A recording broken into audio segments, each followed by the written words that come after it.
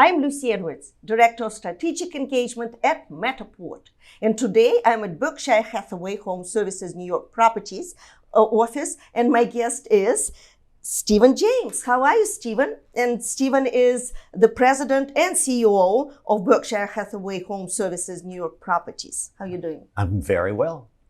Great office, really enjoyed it. I walked in and immediately I was thinking, I bet everyone is back to work at this office because it's so bright and the open space. Love it. Well, not everyone, but I think that's true for every office in the city of New York. But we especially are fortunate that a lot of our agents feel comfortable coming into the office. And I think that's actually the bottom line here is how you make an office comfortable for your agents. They're still worried about COVID because COVID's still out there. And so you have to recognize that's where they're coming from. And the more that you can make it comfortable and safe and make them feel good, they're going to be here. So they come in different times, some early in the morning, as you saw when you came into the office, some come around noon, some come late in the afternoon and stay in the early evening, whatever. We're all okay. It could be 24/7. They could come in anytime they want, but we feel fortunate and we like them. We encourage them to come in. We're not forcing anybody to do something they don't want to do because I don't think that's a good thing. But if you make it a safe environment, they're going to come. They want to. And it's what I like about the office space that you have, and I guess in today's environment it is very important. Everything is so open. You have glass everywhere. You can see everybody. Everyone can see you. Your office is all open. You can shut the door, but it's a glass door. So that I think that is important to be seen, like you were saying earlier, and for everyone to know that you are here, you are available. And you are here for agents. They're not here for you. You are here for them. Exactly. And that was our goal when we created this office. It was done in 6 months and we were very proud of it. One of the things we wanted to be open, and we knew to be open, you can't really have walls, but we have walls. They're all glass walls. And I sit in a glass cube. So does Brad Loe. He sits in, and Diane. And that was intentional because, somebody wants to feel safe. They may not engage verbally, but they can see you and you can make eye contact, maybe even smile to each other. It reassures them. And that was our goal. And we feel very, very good about that. Just a few words about your offices and your company as Berkshire Hathaway HomeServices NY Properties. So how you were born and how you are developing your today and tomorrow. Well, so Berkshire Hathaway has about 50,000 agents across the country, and then another 35,000 in the affiliates. So it's a huge population of agents. At one point or another, every one of those agents is going to have a referral to New York City. Therefore, the company realized a few years ago they needed an office in Manhattan. I actually started talking to them about 4 years ago. And they opened the office and they started with a small group, and they started in this same building where we are at 57th and Madison in smaller space, beautiful office, but smaller space. And they wanted to grow that. And I came on board along with Brad Loe and Diane Ramirez, and we decided that we wanted to grow it. And our idea is to create this office at Midtown, Madison and 57th Street, an Upper West Side office, a downtown office, and a Brooklyn office. Oh. And that's pretty much our concept. Each of those offices probably would have about 200 agents, give or take. Look, there are a number of offices in town, companies in town that have lots and lots of agents, 2,000 and 3,000 agents. We're not interested in being the biggest office. Coming from that kind of an environment, all three of us, we realize that has its own pluses and minuses. And I think today the average agent out there is concerned. They're concerned about where they are. They're concerned about not being cared for. They're concerned that no one is paying attention to them. And more importantly, they're concerned that the precious few are getting all of the business and all of the attention. And coming from those environments, we realized we did not want to duplicate that. That's not what agents are looking for. So we've set out this goal to have a substantial team, a substantial team that knows what they're doing, that a consumer can rely on them, and they can put their business in the hands of these agents and feel perfectly and completely taken care of and satisfied by those agents. And so you can't do that with a huge, enormous team. But we feel that, give or take 200 office, that's fine. We keep somewhere around 1,000 to 1,200 agents. That's fine. And we'll see where that goes, but that's our plan. Well, I appreciate your strategy, and I think it is it's a great direction for agents to be part of your absolutely fabulous brand, Berkshire Hathaway. You have the support, of the brand, and you're also very famous for being a luxury brand. At the same time, you are not neglecting lower priced condos and everything else. So that is exactly. And the agents will feel comfortable with the brand and with your support where they can reach you. If you have 3,000 agents, they can't reach you. Right. Lots of agents complain that their manager doesn't return their phone calls, doesn't even return their emails, much less find time for them in the office. We don't want that environment. I don't think that's productive. I actually don't think it's fair. We're empowered by the state of New York to supervise the agent. That means you're already willing and able to be available to the agent. And if you're not prepared to do that, I frankly think that's a disservice to the agents. And I think more and more agents are discovering that. So that's our goal. That's our foundation for our goals. Also, our goal is to try to be the best that we can in each of the sub-markets of this market. It's a very expensive city. People are spending a lot of money, and you want to give them the ultimate service. And that's where we're focusing, giving the best service to the consumer. And that's exactly what you are here for, right? Exactly. That's what agents are supposed to do. They're supposed to be for their consumer, and you are supporting that direction. Exactly. And since we are on the subject of an agent, how do you vision a future agent? What does your company do for agents? What are you providing for them to be the best future agents? And most importantly, to even stay in business, because quite a few agents are going to fall off the wagon.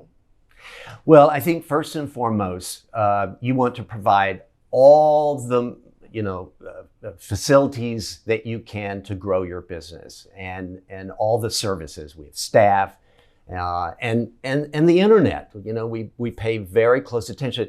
This is where the world is the internet.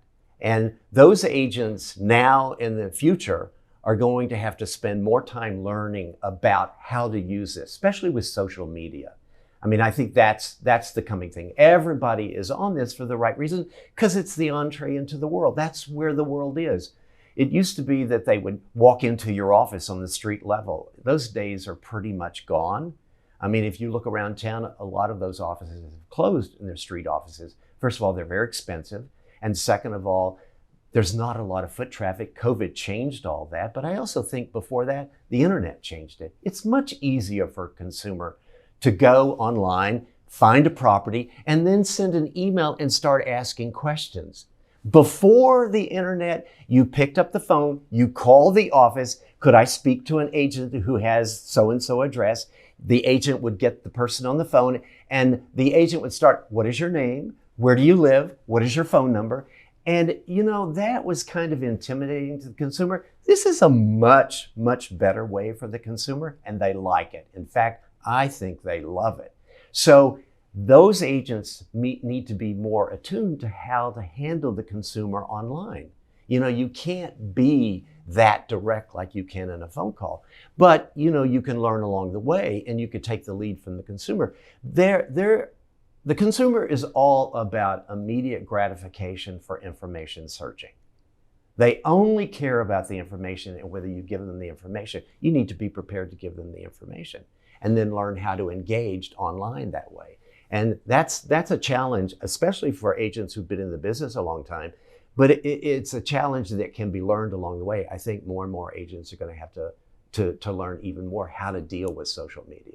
And also I think internet and social media is very important for the agent to promote themselves. your online presence, your online reputation is extremely important, because someone who is not sure what kind of property they want or what kind of area they would like to move into, and they would like to find an agent they can trust their opinion, they are going to search that agent online. So you better be prepared, and you better have good history when someone Googles you, and you have your 5 stars, and you have your testimonials, and you have your bio, and maybe some videos. I personally believe in, and we're going to jump into marketing. I believe that video will really boost your reputation, because that is like your short interview where someone can see your personality and relate to you in the 30 seconds or 45 seconds that they just watched your video. And they will call you and they will say, I'm not really sure if I should move to the west side or the east side, but here is my budget. Here is the need. I need 3 bedrooms, 3 baths. Help me get situated, right? Yes. And I think it's about trust too. I mean, the consumer is looking to see, okay, I'm looking at all these agents. Can I trust this one, or this one? Am I going to feel comfortable with this one, or this one? This is the biggest purchase in most cases of their entire life. It's their biggest asset. Sometimes it's their only asset. Are you going to place, and everything is expensive, especially in this city. I mean, the entry level is over $1 million. I mean, that's a lot of money. $100,000 is a lot of money. Are you going to place your money in the hands of one of these people that you're looking at?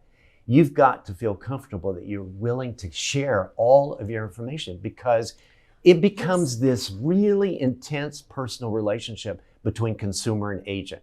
You're, as a consumer, bearing your entire, for the most part, especially in New York City, involved with co-ops, your entire financial condition. Are you going to feel comfortable doing that? How are they handling you? And then beyond that, is this person going to get the home of my dreams? Are they going to win this for me? Are they going to guide me to get there? And quite frankly, if you can't answer yes to those questions, then you move on to the next person. But I think that's really important. Unfortunately, I find that a lot of agents are trying to become showmen with their presentation on the internet, with their presentation in social media. Showman. This is not about being showman. This is about being professional and about being, with the consumer in the forefront of your mind and your attention, and doing what's right for them and doing what's best for them. And I think a lot of agents, unfortunately, mix that up with being showman. A forward-thinking agent always considers the right marketing strategy for every property. Some properties deserve splurging. Some should be kind of shy because there is nothing to show, so don't do lots of videos and drones and everything else. So what is your opinion for the agent to consider the right marketing strategy? Do you have like webinars? Do you talk to an agent one-on-one when they're getting a listing, regardless of the price of the listing? When they're getting a listing and they need help, what do you think I should do? I'm struggling here because it's a difficult property. That's where we're spending the most amount of our daily time. We are very engaged with our agents, and so is our staff, our marketing staff. We have a small staff geared to giving much more in-depth one-on-one guidance of this. And we're very proud of that. And we feel that that's really important. That's what we're there for. And you're right. Every property has a different engagement of where you're going with the marketing. And you're right that some properties don't have much to offer, but you can fine tune what they do have to offer. I think first and foremost, right off the bat, the photographs are really, really important. Outside of the copy, which has some bearing on it, it's the visual image of it, because everything back to the internet is geared to the internet. How's the property going to play online? And so we guide and we give different ideas of what you can do with the property that needs a little help, but it's all in how you present the property. If not, I'm always amazed when someone posts photos that never in a million years would you think about posting those photos? And yet you make the decision to put it on the internet for, thousands of people to look at. And I don't think that's great, but I think that's part of the process that you have to be aware of. You don't need a lot of photographs, but you need some photographs. And if the property cannot take a lot of photographs because it's not so well presented, then you put its best foot forward. I saw a photo the other day that basically showed the corner of a ceiling. And I thought, what value is that to selling this property? What were you thinking? And it was a total waste. But that's not uncommon. That is sad, though. Agree with me. That is sad, especially in Manhattan, where, every inch is thousands of dollars. So you really have to respect the potential buyer and their time for them to, to be involved in the purchase of that property. And the seller. I mean, the seller is so proud of their home that they live It's their in. home. Yeah, and then the agent comes in and runs around with a cell phone. Really? Yes. I do think there's a place and a purpose for the video with the agent walking through the property. Sometimes I think it tends to be more about the agent, not the property. I think it's more about focusing on the agent and not the value and the most important aspects of the property. And I think those people who are very good at that, I think that helps the property. What about, so I appreciate that you like videos because I love videos. I think video tells the story. It does. You know how the story is so important. Every home has the story, and the video can tell the story even better than photographs sometimes. And that's the right video. Again, not the homemade with the cell phone where the agent is walking through and the video is 15 minutes. No, the 60, 90-second video, I think, can tell a really great story about the home. Matterport. Yes. So what's your take on that? Well, that was a big change, when it came out, and a very, very important change, because until that point, we just, we had just photos. You put the different photos in the paper or the magazine, or on the sites. But it needed more than that, and if you went to a video, that could be very expensive because that can involve staging, and it can involve props, and it can involve all kinds of things, and all that adds up cost-wise. Matterport offered value, quick, fast, reliant, advantage to an agent without spending a huge amount of money, because it turned those photographs into a form of a video. And it made sense, and you could put music to it if you wanted to do that, but it had a sense to it. And I think that was a really, really good thing, because a lot of people, agents couldn't necessarily afford to do the video, nor did they feel comfortable doing the video. And as we've said, sometimes videos can be very distracting. The Matterport is a really, really great vehicle. And you are doing it at your own pace. So with video, you have to watch from A to Z. Here, you can take a pause, you can think about it, you can jump from floor to floor. And I think that is also a great advantage.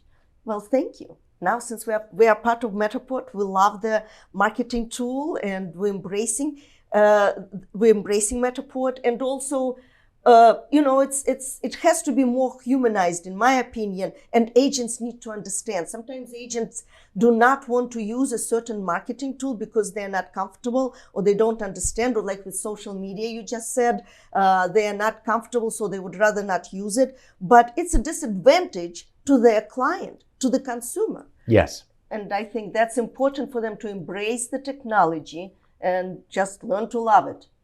Exactly. That's what the consumer wants. That's why they hired the agent. And I think if that's what they want, we need to give them what they want. What would you wish to a brand new agent that comes to the industry in today's difficult times? And what do you think the new agent should look forward to and embrace it and love the industry? I think that an agent coming into the business, newly licensed, going to the office, starting their career, they so desperately want it to happen so fast. They want instant gratification. Why not? The rest of the world wants instant gratification. But I think if I would give one piece of advice, I would say, after having done this since 1979, the one thing that I've discovered, and also managing thousands of agents, is that you have to be patient.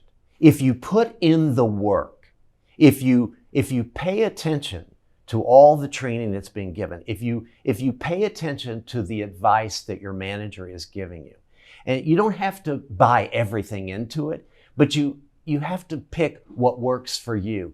If you do that and you work hard consistently, you go out and understand the market, learn the market, understand the buildings, understand the kinds of properties, understand pricing. If you understand all that, then you can start utilizing it, and people will then realize that you know what you're talking about. In the beginning, they know you're new, and they also know that you don't always know what you're talking about. That takes time. But again, the one thing that I've learned is if you put in the time and effort, it pays off. It's strictly a numbers game. The more you show, the more you get an offer. The more offers you get, the more likely you're going to get to a seller saying, I accept your offer. The more accepted offers you get, the more you'll get a signed contract, and the more signed contracts that you get means that you're probably going to have a closing. So I always say early on to people, just because you have a signed contract doesn't mean that you're actually going to get paid. Generally you do, but doesn't mean always, because there are all kinds of things come up at the last minute. But again, I really feel that if someone is really committed to the industry and they're really, really paying attention and wanting to learn how to be the best they can, then they will be the best they can and they will have a career. What a great advice. Oh, thank you.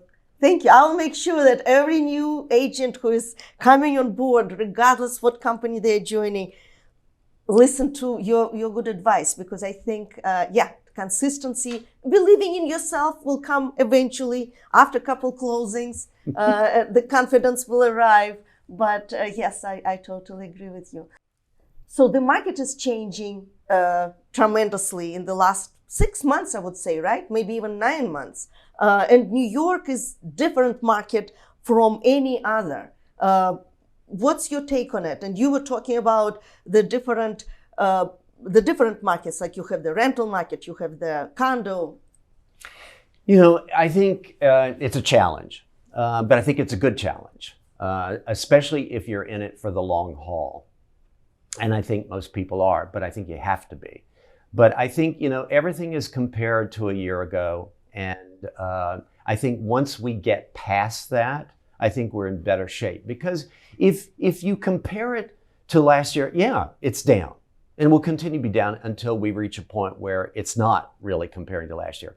But if you look back to 2019, it's much closer to 2019. 2019 wasn't terrible. Yes, it was COVID, but January and February and the very beginning March of 2019, before COVID hit and the city shut down, was the turnaround from 2018. And everyone was excited because the numbers were up in January of 2019 and February and the beginning. And then it all started crashing. And then the next year, boom. And then the next year it was strong. And now compared to last year of 22 was not so good. I still think it's just a period of adjustment. You know, anytime you have a situation like that, it's a period of adjustment to get back on track. And I'm encouraged by when you look at where things are now and where it was in 2019, the beginning of 2019, I'm encouraged because it will give us a foothold to build and start climbing back up. There's still challenges. The interest rates are still challenging.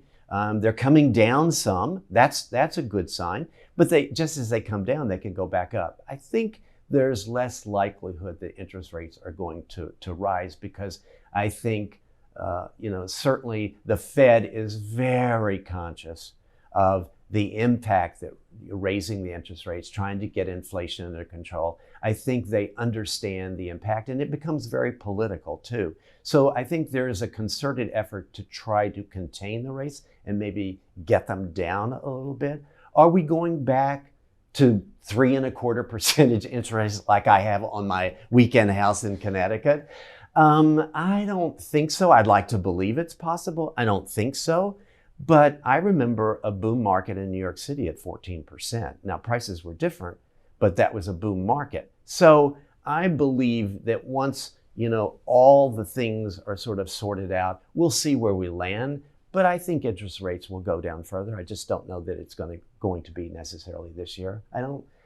I would be very surprised if we get to the 5% range, but that would be nice if we could do that. But eventually we will. Whether it goes lower than that, I'm not so sure. I don't know that we want to repeat what we've done. Well, if someone right now is sitting on a property with 2.5% or 3%, but they would like to either downsize or move somewhere else, they might think twice because they don't want to really lose that interest rate. So they just get rid of 2.5 and then buy something at 6. That is a hard decision. And I think that's affecting inventory. Inventory is very, very tight. It's rising a tiny bit, but the truth of the matter, it's still very, very low inventory with a relatively healthy pool of buyers. I mean, New York is very special. We always have a large pool of buyers because it's a rental city. 2/3 of New Yorkers who live in Manhattan, especially, rent, and 1/3 own. That always gives a pool of buyers for properties. So, the economy can affect everything, but the situation of the consumer in New York City works to our advantage. Now, they become much more careful about whether they spend their money or not and how they spend their money. So that's a big consideration. But the pool of buyers are there, but interest rates really do have an impact. And I think there are a lot of sellers who, one, have no place to go. And if they do have a place to go, they're probably going to pay, 6, give or take, percentage points on their interest rate. And they're probably at, anywhere from below 3% to 3.5%. That's a big gamble to give up. That's like doubling and tripling your monthly cost. It's a very rich city, but people are very, very conscious about how they spend their money. Well, I think a lot of everywhere doesn't really matter if you're in New York or not. You will be conscious how you spend your money because prices are going up everywhere, and it's hard to deal with that as well. Thank you so much. Thank you, Stephen. I just really enjoyed the conversation, and you have great points and great advices. So I really appreciate it, and I wish you and your company all the best. You have great team, great leadership. So yes, all the best. Thank you, Lucy. Thank you.